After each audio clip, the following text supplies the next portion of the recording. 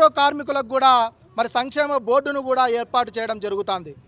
ఇవాళ ఈ రాష్ట్రంలో అంగన్వాడీ అక్క చెల్లెమ్మలు ఎప్పుడు చూసినా కూడా మా కష్టాలు పట్టించుకునే నాతుడే లేడు అని చెప్తే దాదాపు 4,000 నుండి ఈరోజు 12,000 పైచీలకు మరి వేతనం పొందుతున్నారు. అది కూడా గౌరవ ముఖ్యమంత్రి వర్యులు నారా చంద్రబాబు నాయుడు గారు చేసినారని చెప్పేసి అంగన్వాడీ అక్క చెల్లెమ్మలందరూ కూడా చెప్తున్నారు.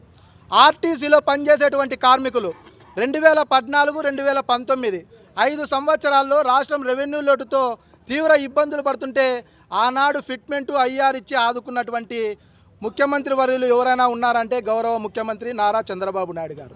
ఇవన్నీ కూడా గమనించి ఈ రాష్ట్రంలో ఉద్యోగులు, కార్మికులు, కర్షకులు అందరూ కూడా ముక్త కంఠంతో పెద్ద మెజార్టీని ఇచ్చి ఈరోజు కూటమి ప్రభుత్వాన్ని అధికారంలోకి తీసుకొని వచ్చారు.